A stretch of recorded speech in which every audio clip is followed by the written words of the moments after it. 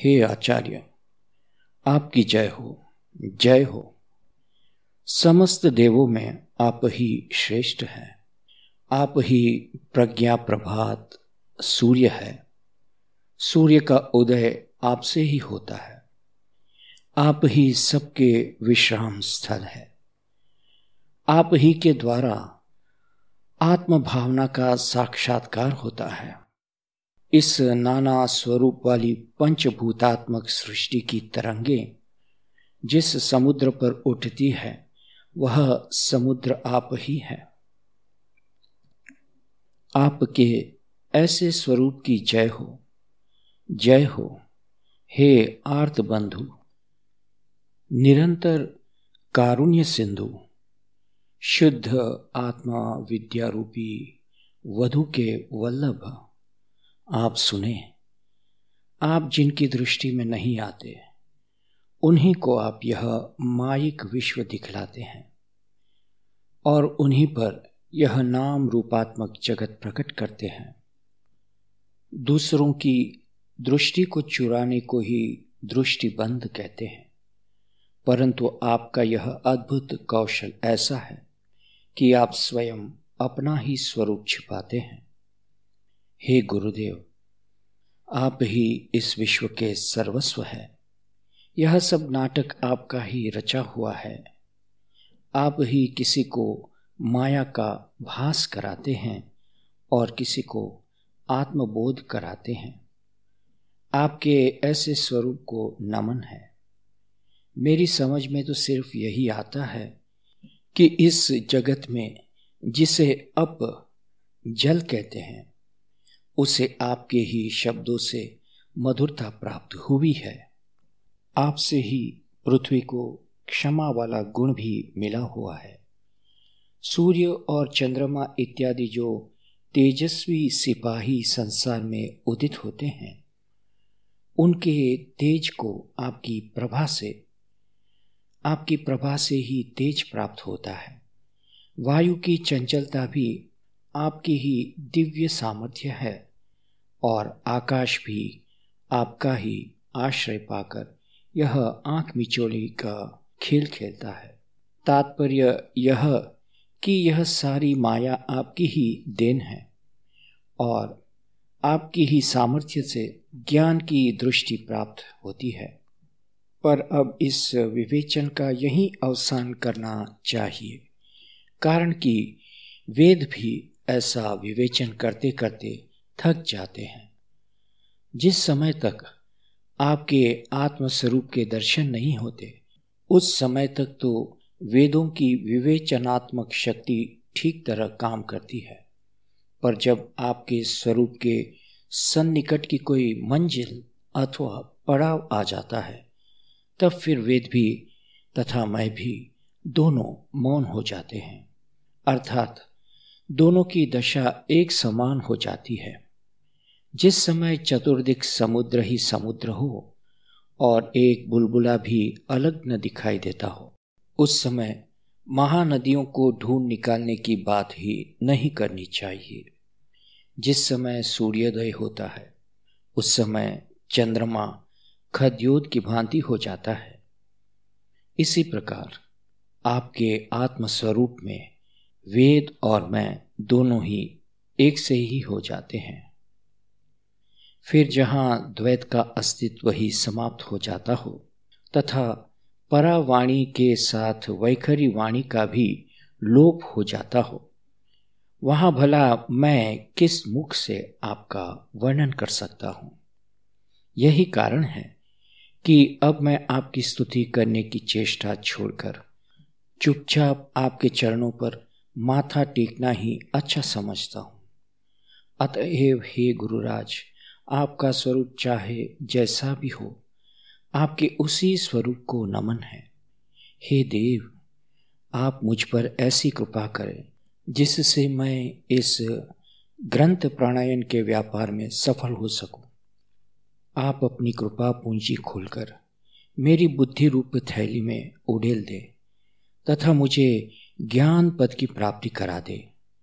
फिर इसी के बल पर मैं और आगे पैर बढ़ाऊंगा तथा संतों के श्रवणेंद्रियों में विवेक वचन रूपी कर्णभूषण पहनाऊंगा। मेरी लालसा यही है कि आप गीता के गूढ़ार्थ का भंडार खोल दे। हे महाराज, आप मेरे नेत्रों में अपना कृपा रूपी दिव्यांजन लगावें। आप अपनी निर्मल करुणा के सूर्य का इस प्रकार उदय करें जिसमें मेरी बुद्धि रूपी नेत्र भली भांति खुल जाए और साहित्य रूपी संपत्ति मुझे साफ साफ दृष्टिगोचर होने लगे। हे स्नेही जन शिरोमणि, आप स्वयं ही ऐसा वसंत काल बन जाएं जिसके प्रभाव से मेरी बुद्धि रूपी बेल में काव्य रूपी फल लगने लगे। हे परम उदार, आप अपनी उदार कृपा दृष्टि से ऐसी वृष्टि करें जिससे मेरी बुद्धि रूपी गंगा में तत्व सिद्धांतों की भरपूर बाढ़ आ जाए। हे वैश्विक धाम, आपकी कृपा रूपी चंद्रमा से मुझे स्फूर्ति की पूर्णिमा प्राप्त हो और उसको देखते ही मेरे ज्ञान के सागर में ऐसा ज्वार आवे जो मेरे नवरसों के स्रोत को लबालब भरकर उछल पड़े और बहने लगे। इस पर गुरुराज ने कहा कि प्रार्थना के व्याज से तुमने फिर मेरी स्तुति करना शुरू कर दिया है, परंतु अब इस व्यर्थ की स्तुति को रहने दो। ज्ञान की सुगंधि से भरा हुआ अपना ग्रंथ निरूपण आगे बढ़ाओ तथा हमारी उत्सुकता भंग मत करो। गुरुदेव के ये वचन सुनकर मैंने कहा, ऐसा क्यों महाराज? मैं तो इसी बात की प्रतीक्षा कर रहा था कि आप अपने श्रीमुख से ग्रंथ को आगे बढ़ाने के लिए कहें। एक तो दूर्वांकुर स्वभावतः अमर होते हैं, तिस पर यदि अमृत की वृष्टि हो जाए तो फिर पूछना ही क्या है। ठीक वही बात यहीं भी है। तो भी मैं भी आपकी कृपा प्रसाद से विस्तार पूर्वक तथा स्पष्ट रूप से मूल पदों का विवेचन करता हूँ, पर अब मेरी यही अभिलाषा है कि गुरु कृपा के घर की भिक्षा से मेरी वाणी में ऐसी मधुरता प्रतिबिंबित हो जिसके कारण जीव के चित्त में निवास करने वाली संदेह की नौका डूब जाए और तब श्रवण के संबंध में लोगों की उत्सुकता बढ़े। अस्तु पिछले 13वें अध्याय में भगवान ने अर्जुन को यह बतलाया है कि इस जगत का निर्माण क्षेत्र और क्षेत्रज्ञ के संयोग से होता है और गुणों का संग होने के कारण आत्मा संसारी बनती है और प्रकृति के चंगुल में फंसने पर वही आत्मा सुख दुख भोगती है तथा अपने कैवल्य स्वरूप में वह आत्मा गुणों से एकदम परे की है। ऐसी स्थिति में इस असंग को संग की प्राप्ति कैसे होती है? क्षेत्र और क्षेत्रज्ञ यानी पुरुष और प्रकृति का संयोग कैसे होता है? उस क्षेत्र को सुख दुख इत्यादि भोग किस प्रकार भोगने पड़ते हैं? गुण कितने हैं? उनका स्वरूप क्या है और वे किस प्रकार बंधक होते हैं? गुणातीत के लक्षण कौन से हैं? बस इन्हीं सब प्रश्नों का स्पष्टीकरण इस 14वें अध्याय में किया गया है।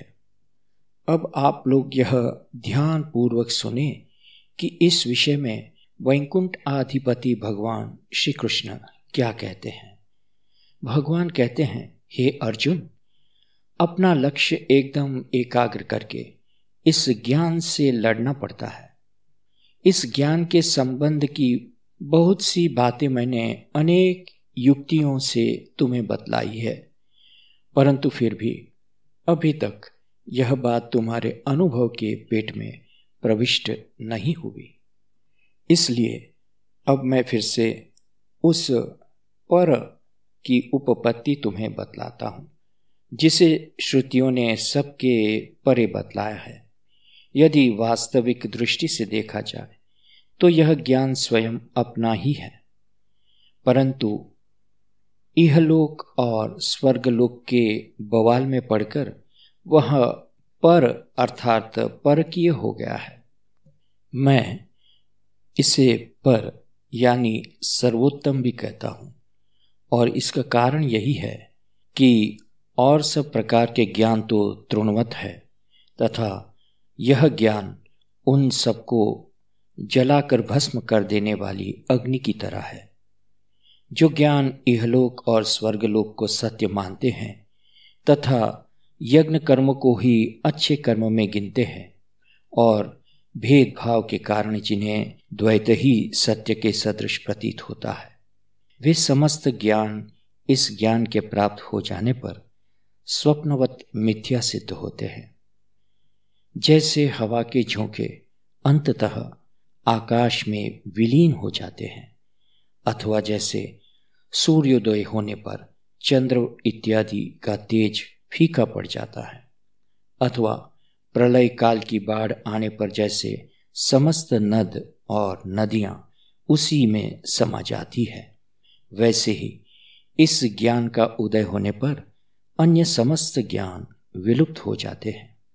इसलिए हे धनंजय, इस ज्ञान को अन्य सब ज्ञानों से उत्तम जानना चाहिए। हे पांडव, हमारी जो मूल की स्वयं सिद्ध मुक्त स्थिति है उसी को मोक्ष कहते हैं। जिसके योग से हमें इस मोक्ष की प्राप्ति होती है वही यह ज्ञान है, और उस ज्ञान का अनुभव हो जाने पर विवेकी जन जीवन और मरण रूपी संसार को सिर ऊपर नहीं उठाने देते। जो लोग मन से ही मनोनिग्रह करके स्वाभाविक विश्रांति प्राप्त कर लेते हैं, वे देह धारण करने पर भी देह के वशीभूत नहीं होते। वे देह के बंधन से मुक्त हो जाते हैं और मेरी समकक्षता प्राप्त कर लेते हैं। हे पांडुसूत, ऐसे लोग मेरी नित्यता से ही नित्य होते हैं तथा मेरी परिपूर्णता से ही परिपूर्ण होते हैं। मैं जैसे शाश्वत आनंद से पूर्ण रूप से सिद्ध हूँ, वैसे ही वे भी सिद्ध हो जाते हैं। फिर उन लोगों में और मुझ में कोई भेद अविशिष्ट नहीं रह जाता। मेरा स्वरूप जैसा और जितना होता है, उनका स्वरूप भी वैसा और उतना ही हो जाता है। जैसे घट के विदीर्ण हो जाने पर उसमें स्थित आकाश भी आकाश तत्व में ही विलीन हो जाता है, अथवा दीपक की अनेक ज्योतियों के शांत हो जाने पर वे सब ज्योतियां उस मूल ज्योति अथवा तेज में समा जाती है। वैसे ही हे अर्जुन, द्वैत के सारे बवाल समाप्त हो जाने पर तथा हम और तुम इत्यादि का भेद विनिष्ट हो जाने पर समस्त नाम रूपात्मक पदार्थ आकार एक ही पंक्ति में बैठ जाते हैं तथा सब एक से ही हो जाते हैं। इसी कारण से जब सृष्टि की प्रथम कल्पना होती है तब भी उन्हें उत्पन्न नहीं होना पड़ता। सृष्टि के मूल आरंभ में जिनकी देह रचना ही नहीं होती, उनका प्रलय काल में नाश कैसे हो सकता है? अतएव हे अर्जुन, जो लोग इस ज्ञान का अनुसरण करते हैं वे जीवन और मृत्यु की व्यवस्था से परे होकर मदरूप हो जाते हैं। इस प्रकार भगवान ने ज्ञान का महत्व इसलिए बड़े प्रेम से अर्जुन को बतलाया, जिससे उसके अंतःकरण में इस ज्ञान को पाने की उत्कंठा और बढ़े। भगवान के मुख से यह वर्णन सुनकर अर्जुन की कुछ और ही दशा हो रही थी। ऐसा प्रतीत होता था कि मानो उसके रोम रोम में कान उत्पन्न हो गए हैं और उनकी एकाग्रता के कारण वह तन्मय हो रहा था। अब श्री कृष्ण के प्रेम ने अर्जुन को इस प्रकार व्याप्त कर लिया था कि उसके निरूपण की मर्यादा आकाश में भी नहीं समाती थी। फिर भगवान ने अर्जुन से कहा, हे सुविज्ञ अर्जुन, आज मेरा वक्तृत्व धन्य हुआ है, क्योंकि मेरी वाणी के योग्य श्रोता एकमात्र तुम ही हो। जो मुझे आज मिले हो। अच्छा, अब मैं तुमको यह बतलाता हूं कि यह त्रिगुण रूपी लुब्धक मूल के एक स्वरूप यानी मुझको किस प्रकार देह के बंधन में डालता है और माया के संग के कारण मैं ही किस प्रकार अनेक जगत का निर्माण करता हूं। अब तुम इस विषय का निरूपण ध्यान पूर्वक सुनो। प्रकृति को क्षेत्र कहने का कारण यह है कि वह मेरे संग रूपी बीज से भूत रूपी फसल उत्पन्न करती है। इसी प्रकृति को महद ब्रह्म भी कहते हैं। इसका महद ब्रह्म नाम पड़ने का कारण यह है कि महद इत्यादि जितने तत्व है उन सब का यह विश्रांति स्थान है। इसके कारण विकारों को बल प्राप्त होते हैं और इसीलिए इसको महद ब्रह्म नाम से संबोधित करते हैं। अव्यक्तवादी इसको अव्यक्त कहते हैं तथा सांख्य मतावलंबियों की प्रकृति भी यही है। वेदांती लोग इसे माया नाम से संबोधित करते हैं, परंतु बुद्धिमान अर्जुन इस प्रकार के नाम तथा अभिधान व्यर्थ कहाँ तक गिनाए जाए। बस इतना ही समझ लो कि यह प्रकृति ही अज्ञान है। हे धनंजय, अपने आत्मस्वरूप को भुला बैठना ही इस अज्ञान का स्वरूप है। इसके अलावा इसमें एक बात और है कि जैसे दीपक जलाकर देखने पर अंधकार नहीं दिखाई देता, वैसे ही विचार का स्फुरण होने पर अज्ञान भी नहीं ठहरता। यदि दूध को आग पर रखकर बार बार चलाते रहें तो उसकी मलाई नष्ट हो जाती है, और यदि उसे स्थिर रहने दिया जाए तो उस पर मलाई जम जाती है। जैसे गहरी नींद की वह अवस्था होती है जिसमें न तो जागृति ही होती है, न स्वप्न का ही पता होता है, और न आत्मस्वरूप समाधि ही होती है, अथवा वायु का संचार न होने पर जैसे आकाश तत्व एकदम शांत रहता है, वैसे ही इस अज्ञान की भी अवस्था है। सन्मुख जो कुछ दृष्टिगोचर होता है उसके बारे में यह दृढ़ निश्चय तो होता ही नहीं कि वह खंबा है अथवा मनुष्य है। सिर्फ यही भावना होती है कि कुछ दिखाई पड़ता है, पर न जाने वह क्या है। इसी प्रकार आत्मस्वरूप का वास्तविक ज्ञान तो होता नहीं, पर साथ ही इस बात का भी कोई दृढ़ निश्चय नहीं हो पाता कि वह अमुक वस्तु भी है। जैसे संध्या के समय न तो पूरा दिन ही रहता है और न तो पूरी रात ही रहती है, वैसे ही यह अज्ञान भी न तो आत्मवस्तु के प्रतिकूल ही होता है और न अनुकूल ही होता है। इस प्रकार सत्य और विरुद्ध ज्ञान के मध्य जो संदेह वाली स्थिति होती है उसी को अज्ञान कहते हैं, और इस अज्ञान में उलझे हुए आत्म तत्व को ही क्षेत्रज्ञ कहते हैं। अज्ञान की वृद्धि और आत्मस्वरूप को विस्मृत कराने को ही क्षेत्रज्ञ का विशिष्ट लक्षण जानना चाहिए। हे पार्थ, प्रकृति और पुरुष अथवा क्षेत्र तथा क्षेत्रज्ञ का योग जिसे कहते हैं वह यही है। यह योग आत्म तत्व का स्वाभाविक धर्म ही है। अब इस अज्ञान का अनुसरण करके आत्मा आत्मस्वरूप को ही देखती है, पर उसे उसके नाना स्वरूपों का भास होता है और उसकी समझ में यह बात नहीं आती कि इनमें से कौन सा स्वरूप यथार्थ है और कौन सा अयथार्थ। जैसे कोई रंक भ्रमिष्ठ होकर यह कहने लगे, जा रे जा, मैं ही राजा हूं, अथवा मूर्छा को प्राप्त व्यक्ति सावधान होने पर कहने लगे, मैं तो स्वर्गलोक से ही हो आया। वैसे ही एक बार दृष्टि के भ्रमपूर्ण होने पर जो जो पदार्थ भासमान होते हैं उन्हीं सब का नाम सृष्टि है। यह सृष्टि मुझसे ही उत्पन्न होती है। जिस प्रकार स्वप्नावस्था में एक ही व्यक्ति भ्रम से यह समझने लगता है कि हम अनेक हैं, उसी प्रकार की दशा आत्मस्वरूप का विस्मरण होने पर आत्मा की भी होती है। अब मैं सिद्धांत का स्पष्टीकरण ऐसे ढंग से करता हूं जिसमें तुम्हें जरा सी भी शंका न रह जाए, तो भी तुम स्वयं इसका अनुभव करो।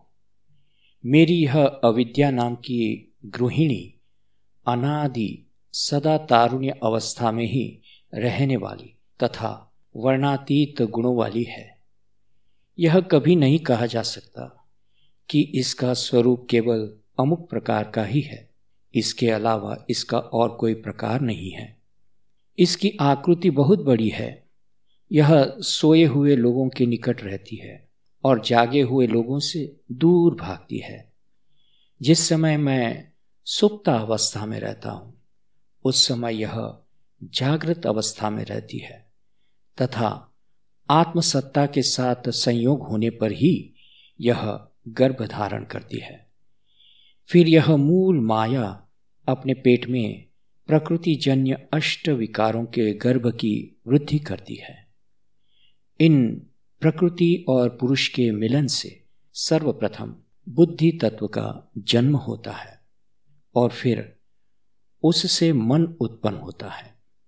जिस समय इस मन की यौवन अवस्था आती है, उस समय यह अहंकार तत्व की रचना करता है और उससे महाभूतों का जन्म होता है।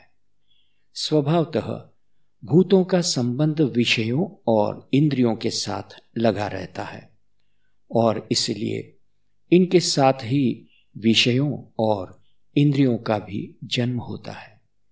जब इस प्रकार विकारों की वृद्धि होती है, तब त्रिगुण उनकी पीठ पर सवार हो जाते हैं और उनके साथ ही साथ वासना भी उत्पन्न हो जाती है।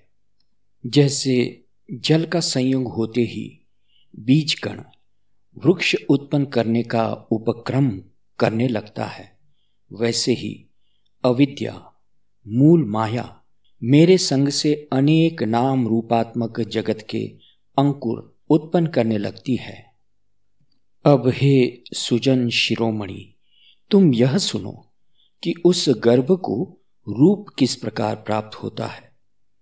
उसमें अंडज, स्वेदज, उद्भिज तथा जरायुज ये चार विभाग उत्पन्न होते हैं।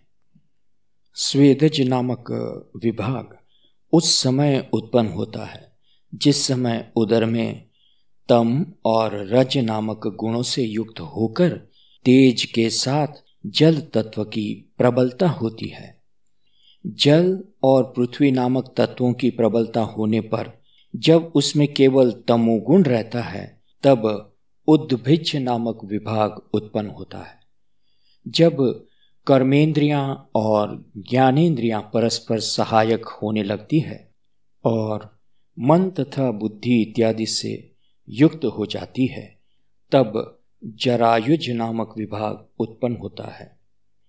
इस प्रकार मूल माया के घर एक ऐसा अद्भुत पुत्र रत्न जन्म धारण करता है जिसके ये चारों विभाग हाथ और चरण है और मूल की अष्टधा प्रकृति जिसका मस्तक है, प्रवृत्ति जिसका बढ़ा हुआ पेट है, निवृत्ति जिसकी सीधी पीठ है, 8 प्रकार की देव योनियां जिसके शरीर के ऊपरी भाग है, स्वर्ग जिसका कंठ है, मृत्युलोक जिसका कटी प्रांत है और पाताल लोक जिसका नितंब है। त्रिभुवन का विस्तार इस बालक की बढ़ती हुई बाल्यावस्था है। 84 लाख योनियां इस बालक की हड्डियों और पसलियों की संधियां हैं। इस प्रकार यह बालक उत्तरोत्तर वृद्धि को प्राप्त होने लगा। यह माया उस बालक के अंगों पर भांति भांति के नाम और रूपों के अलंकार पहनाकर उसे नित्य नूतन अज्ञान दुग्ध का पान कराने लगी। उसके हाथों में उसने भिन्न भिन्न सृष्टि रूपी अंगूठियां पहनाई।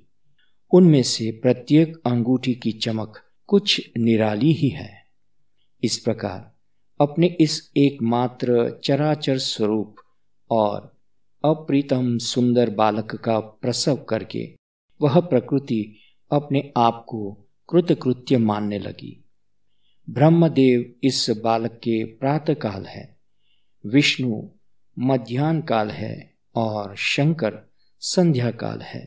जब यह खेल खेल कर श्रांत हो जाता है तब महाप्रलय रूपी शैया पर विश्रांति हेतु सो जाता है और फिर जब नए कल्प का उदय होता है तब अज्ञान के मोह से जाग उठता है।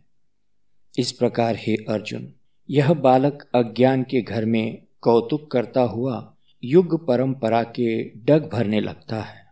इसके प्रिय संकल्प और विकल्प है तथा अहंकार इसका सेवक है। केवल सत्य ज्ञान से ही इसका अंत होता है। अब रहने दो, इस विषय की चर्चा बहुत हो चुकी। इस प्रकार माया ने इस विश्व की रचना की है और इस काम में मेरी सत्ता का उसने भरपूर उपयोग किया है। अतएव हे पांडुसुत, मैं तो पिता हूँ और महद ब्रह्म मूल माया माता है और यह भासमान जगत हम लोगों का अपत्य यानी पुत्र है। परंतु तुम इस जगत में नाना प्रकार के शरीर देखकर अपने चित्त में भेदभाव को स्थान मत दो, क्योंकि मन और बुद्धि इत्यादि सब एक रूप ही है। क्या एक ही देह में अलग अलग अवयव नहीं हुआ करते?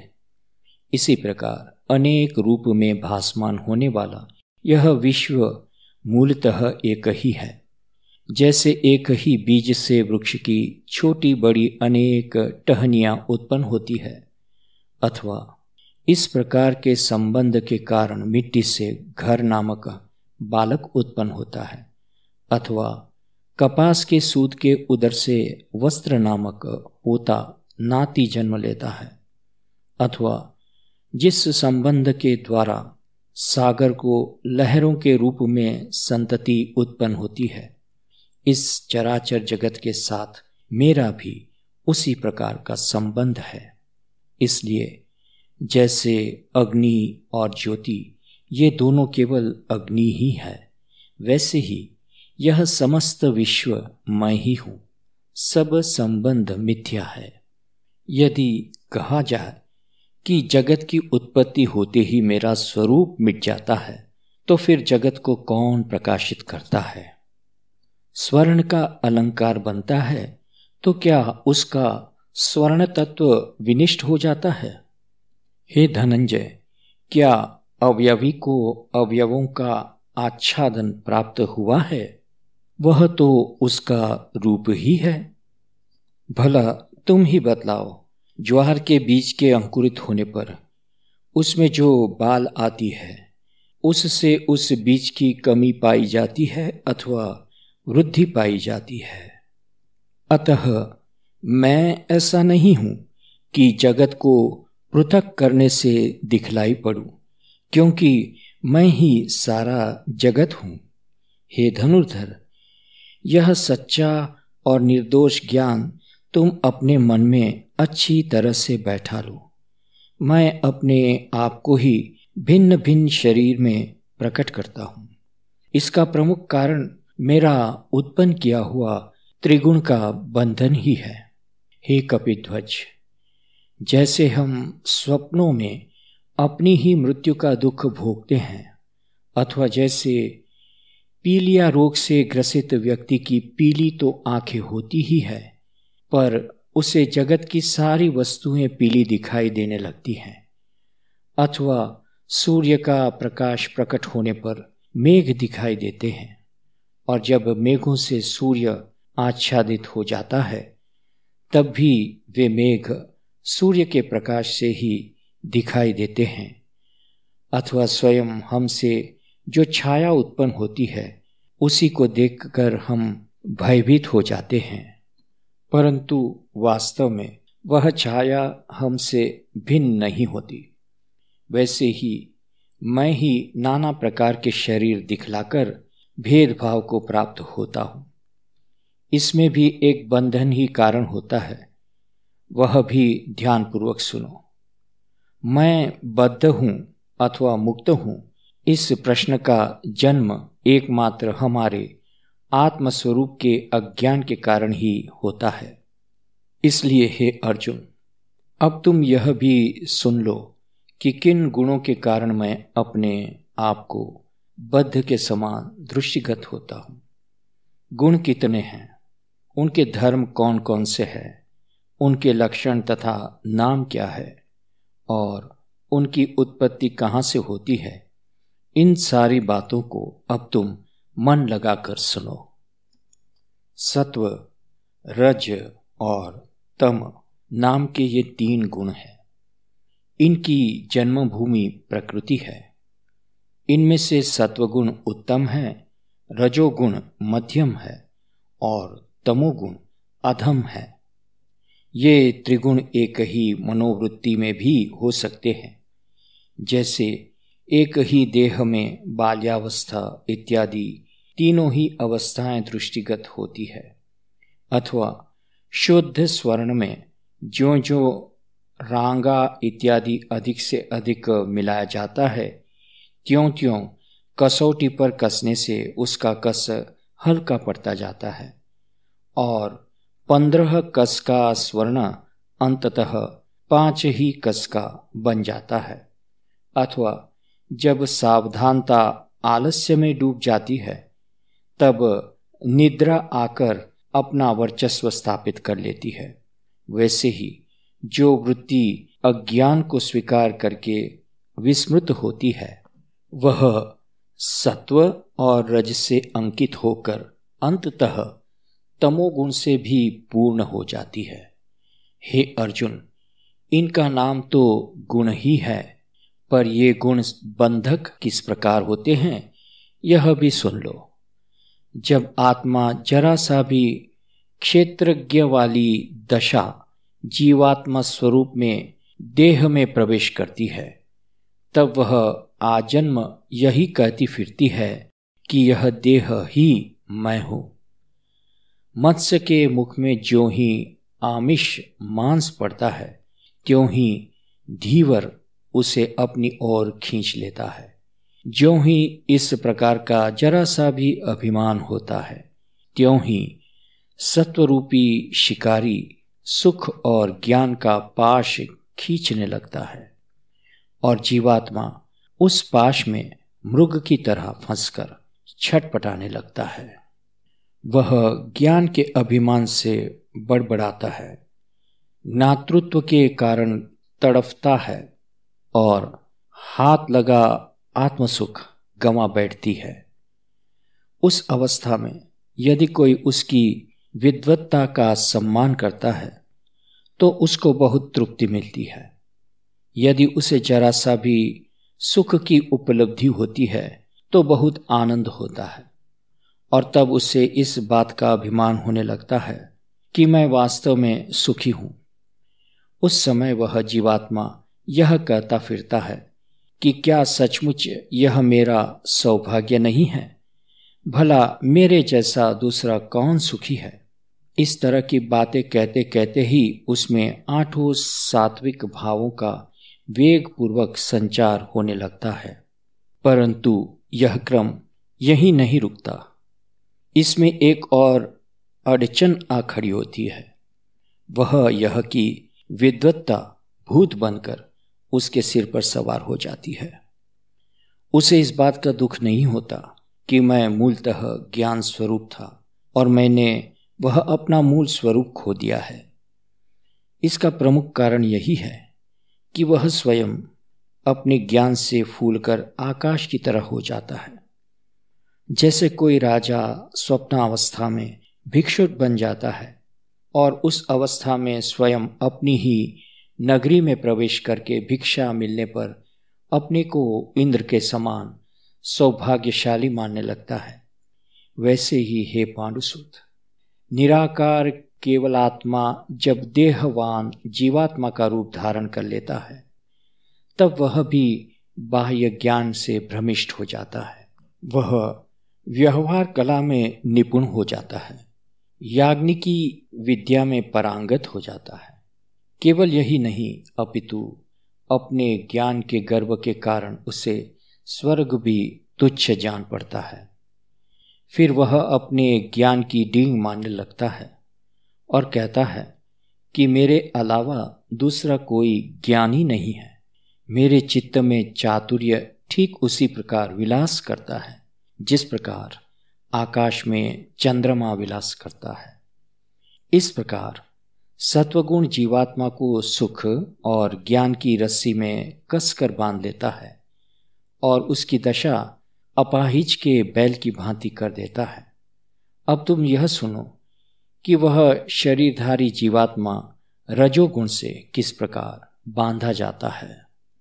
जीवात्मा का रंजन करने के कारण इसे रज कहते हैं। यह सदा विषय वासनाओं से लिप्त रहता है।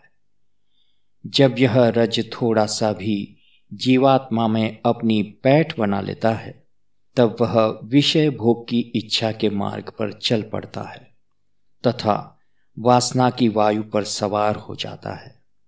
जैसे द्रुत से संचित और अंगारों से परिपूर्ण हवन कुंड सदा थोड़ा बहुत सुलगता ही रहता है, वैसे ही विषयों के प्रति होने वाला अनुराग भी निरंतर बना रहता है और बढ़ता चलता है।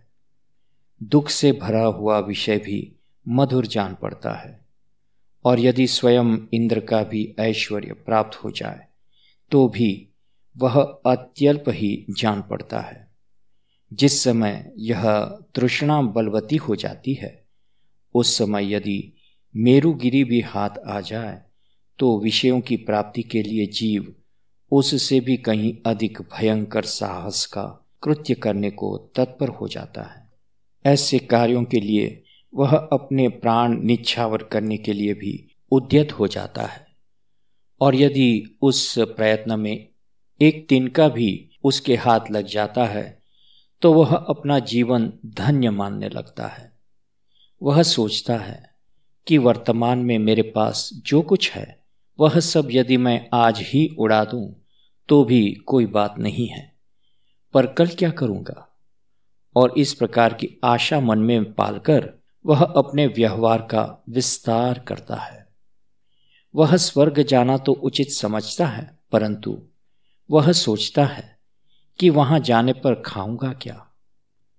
इसी चिंता के कारण वह यज्ञ कर्मों के चक्कर में पड़ता है।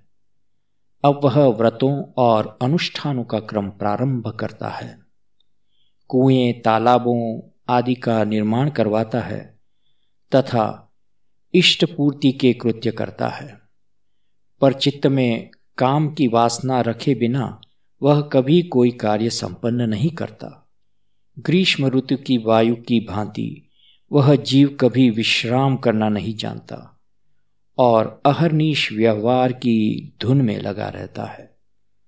दिन रात वासनाओं के चक्कर में पड़ा हुआ वह जीव इतनी तीव्रता से अपने उद्देश्य की सिद्धि में लगता है कि उसके सामने मछली की चंचलता भी अथवा स्त्री के नेत्र कटाक्ष की चंचलता भी कोई चीज नहीं है। इस प्रकार की विलक्षण धांधली और वेग से लौकिक और पारलौकिक विषयों का लोभी वह जीव क्रियाक्रमों की आग में कूद पड़ता है। इस प्रकार वह शरीरधारी जीवात्मा वास्तविक शरीर से भिन्न होने पर भी स्वयं ही वासनाओं की श्रृंखलाएं अपने गले में डाल लेता है। इस प्रकार रजोगुण का भयंकर बंधन इस देह में रहने वाले जीवात्मा को कसकर बांध लेता है। अब मैं तुमको तमोगुण की बंधन शक्ति के बारे में बतलाता हूं, ध्यान पूर्वक सुनो। व्यवहार ज्ञान की दृष्टि भी जिस पर्दे के कारण मंद हो जाती है जो मोह रूपी अंधेरी रात्रि के घर काले मेघों की भांति है, जिसमें अज्ञान का ही जीवन सदा लगा रहता है, जिसके भुलावे में पड़कर यह विश्व मदांध होकर नृत्य करता रहता है, जो अविवेक का महामंत्र है, जो मूर्खता रूपी मध्य पात्र है, यहाँ तक कि जो जीवों के लिए एकमात्र मोहनास्त्र हो गया है। हे पार्थ, वही तम है। वह अपनी युक्ति से देह को ही आत्मा मानने वालों को चारों ओर से कसकर बांध देता है। जब वह चराचर में एक बार बढ़ने लगता है, तब वहां किसी अन्य गुण का कुछ भी वश नहीं चलता। इसके कारण समस्त इंद्रियां जड़ता का शिकार हो जाती है। मूर्खता मन को दबोच लेती है और आलस्य अपना पांव फैलाने लगता है। तब वह जीव अपने अंगों को ऐंठने लगता है। काम काज में उसका मन नहीं लगता है और उसे सिर्फ जम्भाइयों और जम्भाइयां आने लगती है। हे किरीटी, उस दशा में आंखें खुली रहने पर भी उस जीव को कुछ भी दृष्टिगत नहीं होता। यहां तक कि बिना आवाज दिए ही वह आप ही आप हां कहकर उठ खड़ा होता है। जैसे पत्थर एक बार जमीन पर गिरने के उपरांत कभी अपनी जगह से टस से मस होना नहीं जानता, वैसे ही जब वह व्यक्ति एक बार पड़ जाता है, तब फिर वह करवट बदलना भी नहीं जानता। पृथ्वी चाहे रसातल चली जाए और चाहे आकाश तक पहुंच जाए, पर वह पाषाणवत टस से मस नहीं होता। जब वह एक बार आलस्य में पड़ जाता है, तब उसे उचित अनुचित का ख्याल ही नहीं रह जाता। वह एकमात्र जहां का तहां पड़ा रहना ही चाहता है। वह या तो हाथ उठाकर उस पर गाल रख देता है अथवा घुटनों में ही अपना सिर छिपा लेता है। निद्रा को तो वह बहुत बड़ी निधि समझता है और जब उसे एक बार नींद आ जाती है, तब वह उसे स्वर्ग सुख से भी कम नहीं समझता। वह यही चाहता है कि मुझे ब्रह्मा की तरह उम्र मिल जाए और मैं पूरी उम्र सोता ही रहूं। यदि वह रास्ता चलते समय बीच में कहीं विश्राम हेतु बैठ जाता है, तो वहीं बैठे बैठे ऊँघने लगता है। जब वह निद्राधीन हो जाता है, तब उसे यदि कोई अमृत भी देने लगे, तो उसे इतना होश भी नहीं होता कि वह उठकर अमृत ले सके।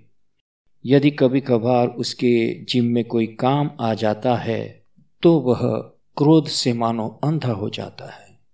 उस समय उसकी समझ में कुछ भी नहीं आता कि कब किसके साथ कैसा व्यवहार करना चाहिए, किसके साथ किस तरह की बातें करनी चाहिए और कौन सी बात साध्य है तथा कौन सी असाध्य है। जैसे कोई पतिंगा केवल अपने पंखों की सहायता से ही दावाग्नि को शमन करने का हौसला रखता है, वैसे ही वह साहस में प्रवृत्त होता है और धृष्टतापूर्वक असंभव कार्यों में हाथ डाल बैठता है। किम बहुना उसे प्रमाद ही भाता है। इस प्रकार निद्रा, आलस्य और प्रमाद, इन तीनों बंधनों से तमोगुण उस आत्मा को कसकर बांध देता है, जो मूलतः निरंजन और शुद्ध होती है। जब किसी काष्ठ में आग लग जाती है, तब वह आग उस काष्ठ के आकार में ही भासमान होती है और घट में समाविष्ट आकाश घट के आकार का ही भासमान होता है तथा उसे लोग घटाकाश के नाम से पुकारते हैं। अथवा जल से भरे हुए सरोवर में चंद्रमा का बिंब पड़ा हुआ दिखाई देता है। ठीक इसी प्रकार इन गुणों से युक्त होने पर आत्म तत्व भी बद्ध सा प्रतीत होता है। जब कफ और वात को निर्बल करके देह में पित्त प्रबल होता है, तब देह संतप्त हो जाता है। जब वर्षा और ग्रीष्म की सामर्थ्य को जीतकर शीतलता आती है, तब वातावरण में शीत का संचरण होता है।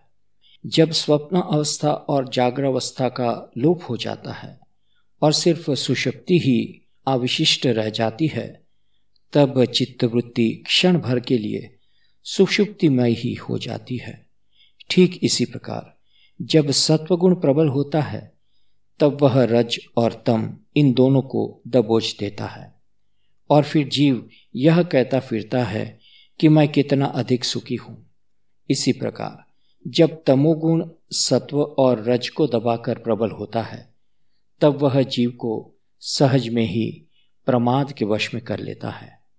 इसी प्रकार जब रजोगुण सत्व और तम को दबाकर बढ़ जाता है, तब देहाधिपति जीवात्मा यह मानने लगता है कि कर्म से बढ़कर और कोई चीज अच्छी नहीं है। इन त्रिगुणों की वृद्धि का निरूपण 3 श्लोकों में किया गया है, तो भी आप लोग सत्व इत्यादि तीनों गुणों की वृद्धि का लक्षण प्रेम पूर्वक सुने। जब रज और तम पर विजय प्राप्त कर सत्व इस देह पर अपना एकाधिपत्य स्थापित कर लेता है, तब व्यक्तियों में अधोलिखित लक्षण दृष्टिगोचर होते हैं।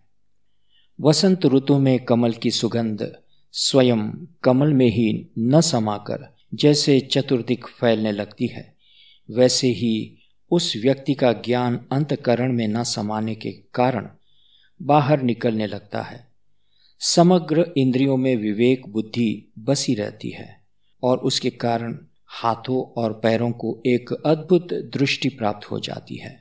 यदि राजहंस के समक्ष यह प्रश्न खड़ा हो कि दूध कौन सा है और जल कौन सा है, तो जैसे उसकी चोंच ही इस प्रश्न का समाधान कर सकती है, वैसे ही योग्य और अयोग्य, पाप तथा पुण्य इत्यादि को परखकर उनका निर्णय करने का काम उसकी इंद्रियां स्वतः करने लगती है। और नियम इंद्रिय निग्रह तो मानो उसका अनुचर ही हो जाता है। जो बात अश्रवणीय होती है उसे उसकी श्रवणेन्द्रियां स्वतः टाल जाती है। जो चीज देखने योग्य नहीं होती उसका बहिष्कार उसकी दृष्टि स्वयं ही कर देती है। और जो बात अकथनीय होती है उसकी ओर उसकी जिह्वा कभी जाती ही नहीं। जैसे दीपक की ज्योत के सामने अंधकार भाग खड़ा होता है, वैसे ही निषिद्ध कर्म भी उसकी इंद्रियों के सामने भाग खड़े होते हैं। जैसे वर्षा काल में महानदी बढ़ जाती है, वैसे ही उसकी बुद्धि भी समस्त शास्त्रों में पूर्ण रूप से संचार करती है। जैसे पूर्णिमा के दिन चंद्रप्रभा खूब जोरों से आकाश में फैलती है, वैसे ही उसकी वृत्ति भी ज्ञान के क्षेत्र में स्वतंत्रता पूर्वक चतुर्दिक विचरण करती है। वासना वृत्ति एक जगह में ठहर जाती है, प्रवृत्तियां आगे की ओर बढ़ने से रुक जाती है और मन विषयों की ओर से विरक्त हो जाता है।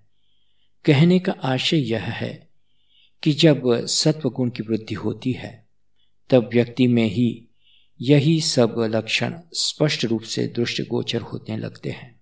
और यदि इसी अवस्था में उसका देह अवसान हो जाए, तो मानो वैसा ही आनंद का योग उपस्थित होता है जैसा सुकाल पड़ने पर और घर में उत्तम पकवान बनने पर और स्वर्ग से किसी प्रियजन के शुभ आगमन पर होता है।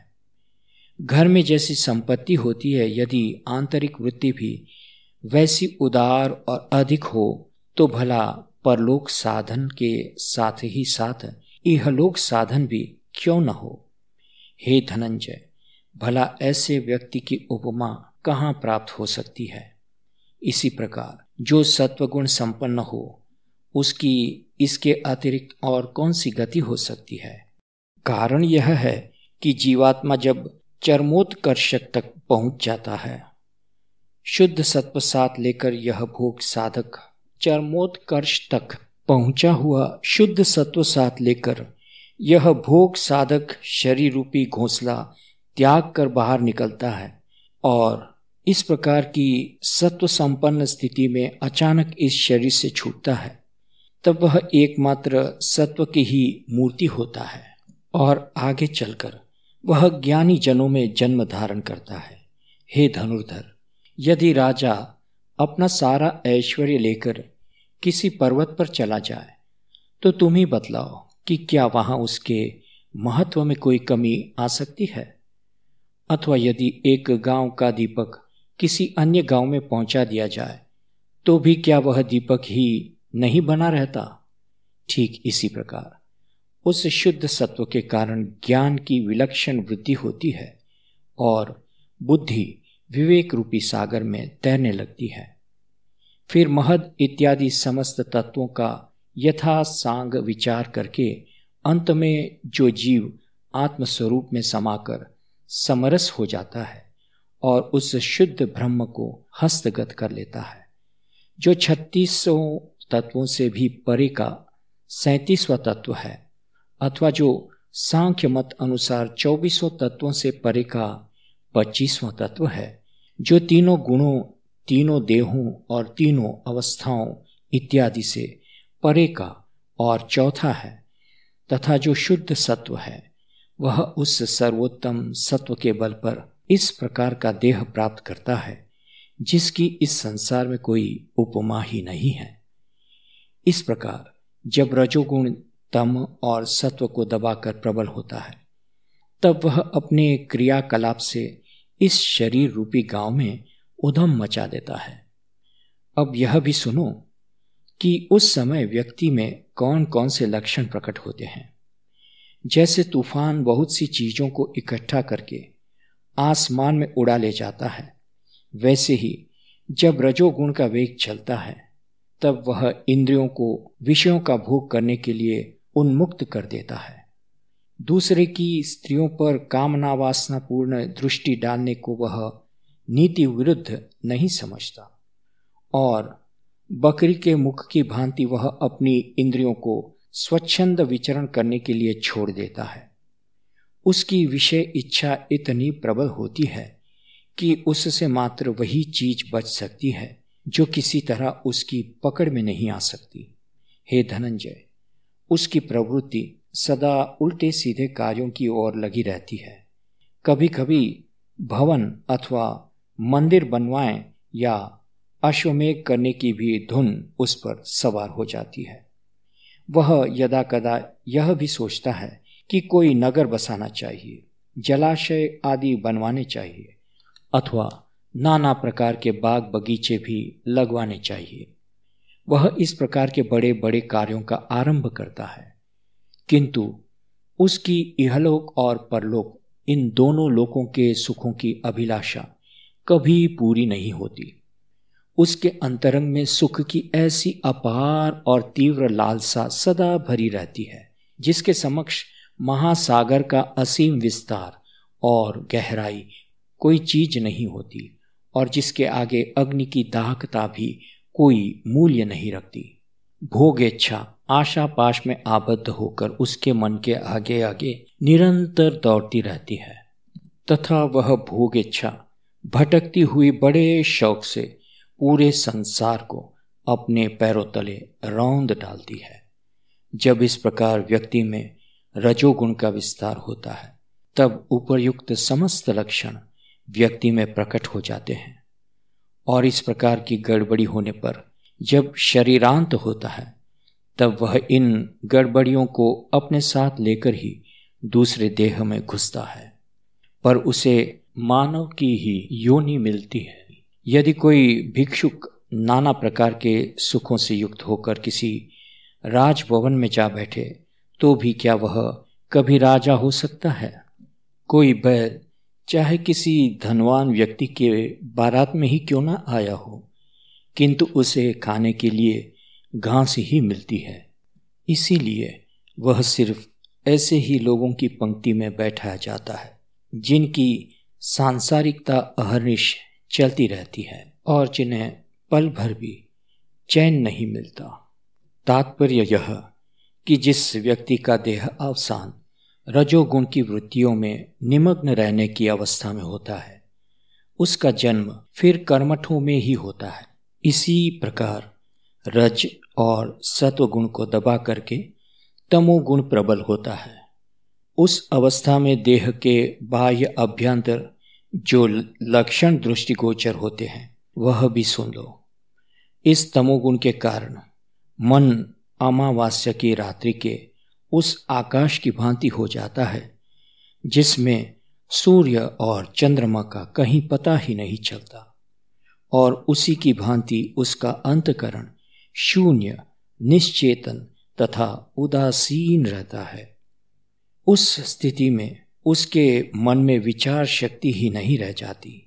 उसकी बुद्धि की मृदुता इतनी अधिक नष्ट हो जाती है कि पुरुषता में पाषाण भी उसकी बराबरी नहीं कर सकता। उसकी स्मृति क्षीण हो जाती है।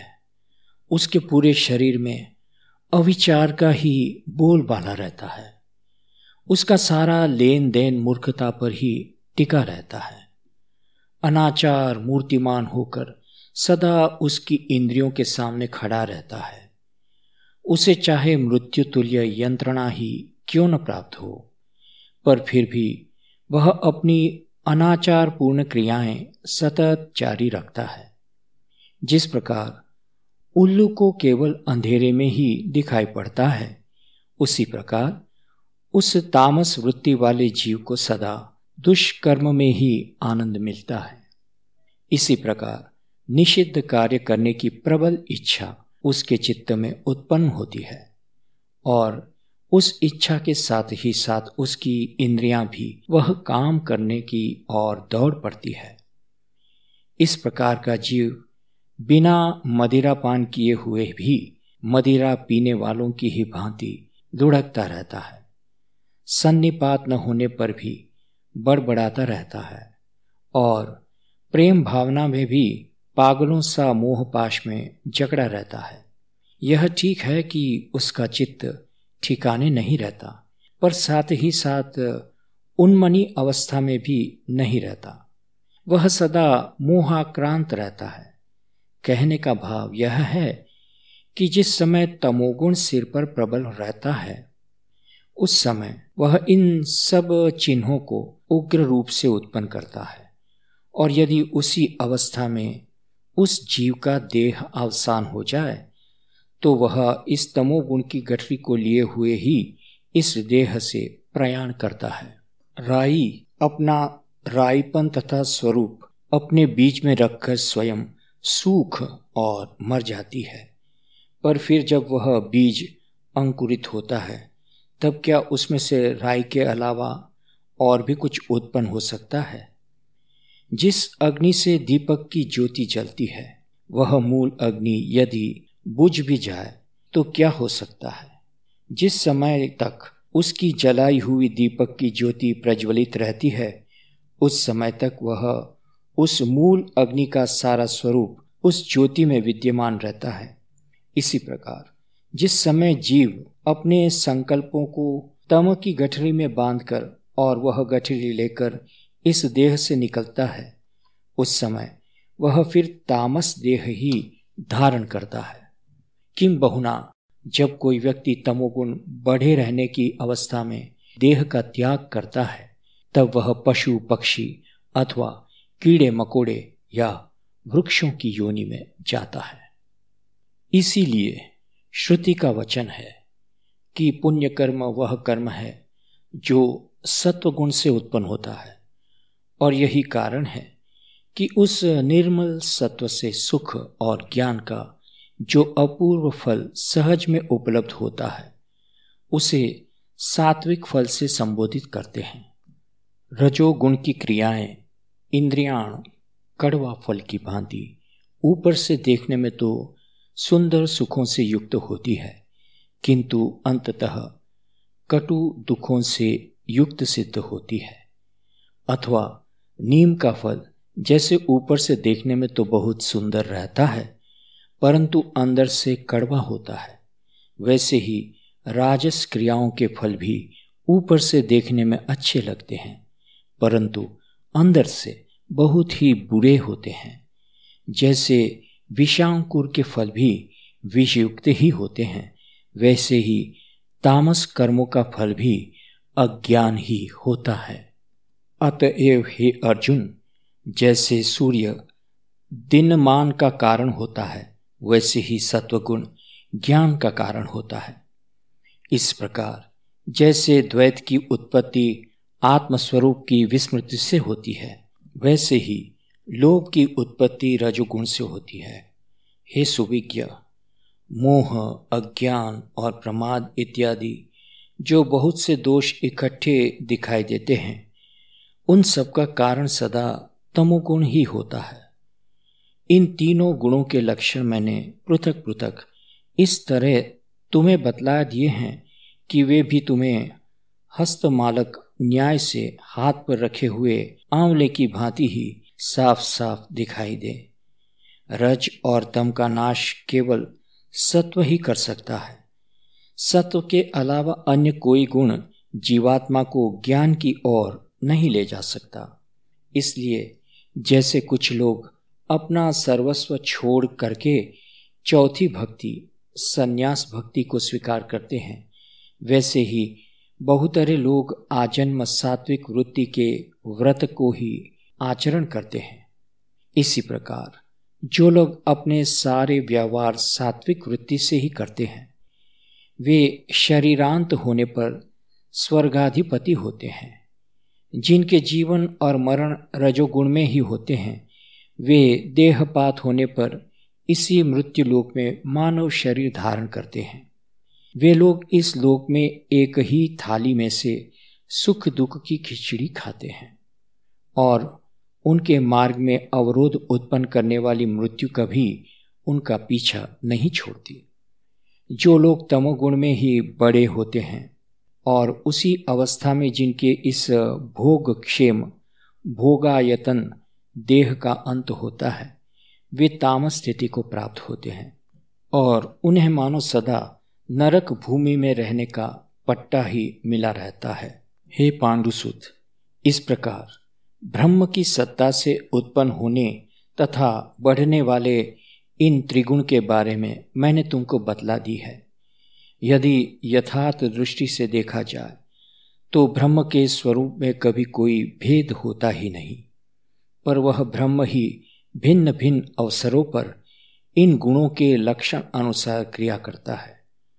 जब कभी कोई व्यक्ति स्वप्न में राजा होता है और तब यह देखता है कि मुझ पर किसी अन्य राजा ने आक्रमण किया है और स्वप्न में ही वह विजयी अथवा पराजित होता है, तब स्वयं ही वह व्यक्ति उस राज्य तथा जय या पराजय का भोग करता है। इसी प्रकार इन गुणों के उत्तम, मध्यम और अधम जो ये तीन वृत्ति भेद है, वे सिर्फ दिखावटी है। वास्तविकता यह है कि वह ब्रह्म इन भेद दृष्टियों से एकदम अलग थलग, स्थिर और शुद्ध ही है। पर अब इस विस्तार का यही अवसान हो जाना चाहिए। बात सिर्फ यही है कि उस एक ब्रह्म के सिवा तुम अन्य किसी चीज को मत मानो। अब मैं पहले बतलाई हुई बात ही तुम्हें फिर से बतलाता हूं। सुनो, तुम यह अच्छी तरह से जान लो कि ये तीनों गुण इस देह को निमित्त बनाकर ही अपनी अपनी शक्ति प्रकट करते हैं। अग्नि जिस प्रकार वही रूप धारण करती है जो रूप ईंधन का होता है, अथवा पृथ्वी के गर्भ में विद्यमान रस जिस प्रकार वृक्ष के रूप में दृष्टिगत होते हैं, दूध जिस प्रकार दही के रूप में रूपांतरित होता है, अथवा मिठास जिस प्रकार इक्षु के निमित्त बनाकर उसके रूप में प्रकट होती है, इसी प्रकार ये त्रिगुण भी अंतकरण सहित इस देह का रूप धारण करते हैं और इसलिए वे बंधन के कारण बनते हैं। हे धनुर्धर, इसमें एक अद्भुत बात यह है कि इन त्रिगुणों का देह के साथ जो घनिष्ठता होती है, उसके कारण जीवात्मा की सहज स्वतंत्रता में रत्ती भर भी कमी नहीं होती। ये त्रिगुण अपने अपने धर्म अनुसार देह के संचित और क्रियमाण कर्मों को करते रहते हैं। पर फिर भी उनके कारण निर्गुण आत्म तत्व में कभी कोई कमी नहीं आ जाती, आने भी नहीं पाती। अब तुम यह बात अच्छी तरह से समझ लो कि इन गुणों के रहने पर भी जीवात्मा को सहज में मुक्ति मिल सकती है। इसका एकमात्र कारण यह है कि तुम ज्ञान रूपी कमल में रमण करने वाले रसिक भ्रमर हो। मैंने तुम्हें पहले अध्याय 13 में यह रहस्य बतलाया है कि गुणों के मध्य में विद्यमान चैतन्य तत्व कभी गुणों के सदृश नहीं होता। बस ठीक यही बात यहाँ भी है। अतएव हे धनुर्धर, जिस समय जीव को आत्म तत्व का बोध होता है उस समय वह यह बात समझने लगता है। जैसे जागने पर स्वप्न का मिथ्यत्व प्रतीत होता है, अथवा जिस समय हम किसी जलाशय के तट पर बैठते रहते हैं उस समय इस बात का ज्ञान होता है कि जल की तरंगों में जो कुछ कंपन दृष्टिगोचर होता है वह हमारा देह नहीं है, अपितु उसका प्रतिबिंब है। अथवा अभिनय की कला में कुशल होने पर भी जैसे स्वयं नट कभी अपने संबंध में धोखा नहीं खाता और यह नहीं समझता कि मैं वही व्यक्ति हूँ जिसका मैं इस समय अभिनय कर रहा हूँ, वैसे ही जीवात्मा को भी उचित है कि वह स्वयं को इन त्रिगुणों से पृथक रहकर देखे। जिस प्रकार आकाश भिन्न भिन्न तीनों ऋतुओं को धारण करता है परंतु फिर भी वह अपने स्वरूप में किसी तरह की भिन्नता नहीं आने देता, उसी प्रकार जो इन त्रिगुणों में रहकर भी उनसे परे रहता है वह स्वयं सिद्ध आत्म तत्व का सदा अहम ब्रह्मास्मि के मूल पीठ पर सवार रहता है और वहीं से देखता हुआ वह कहता है कि मैं केवल साक्षी हूँ और मैं कुछ भी नहीं करता। ये गुण ही इन कर्मों के व्यूह की रचना करते हैं। कर्म की व्यापकता का विस्तार सत्व रज तम के भिन्न भिन्न लक्षणों से होता रहता है और यह कर्मकांड मानो इन गुणों का ही विकार है।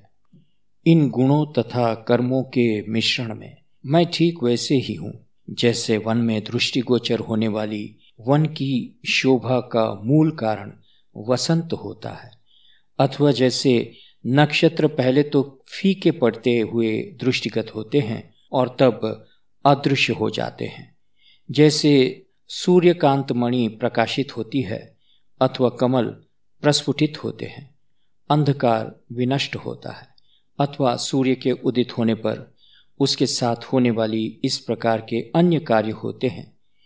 जैसे सूर्योदय के साथ होने वाली ये समस्त कार्य कभी सूर्य के अंग नहीं होते, वैसे ही मैं भी अपनी सामर्थ्य से सब प्रकार के कर्मों का हेतु होने पर भी सदा अकर्ता रहता हूँ और मुझ में इन कर्मों का लेप नहीं होता।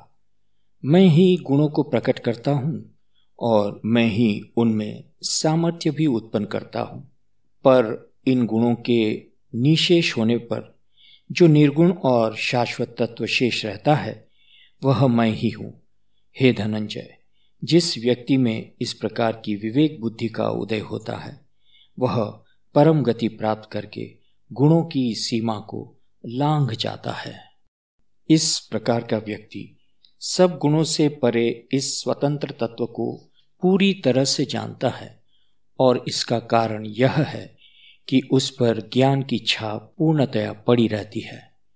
हे पांडुसूत, जैसे कोई नदी समुद्र में समाकर उसके साथ एक रस हो जाती है, वैसे ही इस प्रकार का ज्ञानी व्यक्ति मेरे साथ एक रस होकर सारूप्य प्राप्त करता है।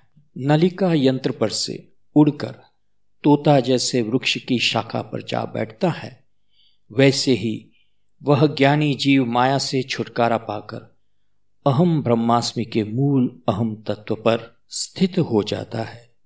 हे सुविज्ञ, इसका कारण यह है कि अब तक अज्ञान रूपी निंद्रा में जो खर्राटे ले रहा था वही अब आत्मस्वरूप का बोध प्राप्त करके जाग उठता है। हे वीर शिरोमणि, जिस समय बुद्धि भेद उत्पन्न करने वाला मोह रूपी दर्पण उसके हाथ से गिर पड़ता है, उस समय उसे प्रतिबिंब आभास कभी हो ही नहीं सकता। जिस समय देहा अभिमान रूपी वायु के वेग बंद हो जाते हैं, उस समय तरंगों और सागरों के सदृश जीव और शिव दोनों मिलकर एकाकार हो जाते हैं। इसलिए जैसे वर्षा काल के अंत में मेघ आकाश में लीन हो जाते हैं, वैसे ही जीवात्मा भी ब्रह्म तत्व में समाकर तद्रूप हो जाता है। इस प्रकार ब्रह्म भाव की उपलब्धि हो जाने पर यदि वह शरीर के समाप्त होने पर्यंत इसी शरीर में रहता है, तो भी शरीर से उत्पन्न होने वाले गुणों की बातों के चक्कर में वह कभी नहीं पड़ता। जैसे कांच अथवा अबरक के आच्छादन से दीपक का प्रकाश कभी अवरुद्ध नहीं किया जा सकता, अथवा समुद्र के जल से जैसे बड़वाग्नि कभी शांत नहीं की जा सकती, वैसे ही गुणों के संचार के कारण जीव का बोध कभी मलिन नहीं हो सकता।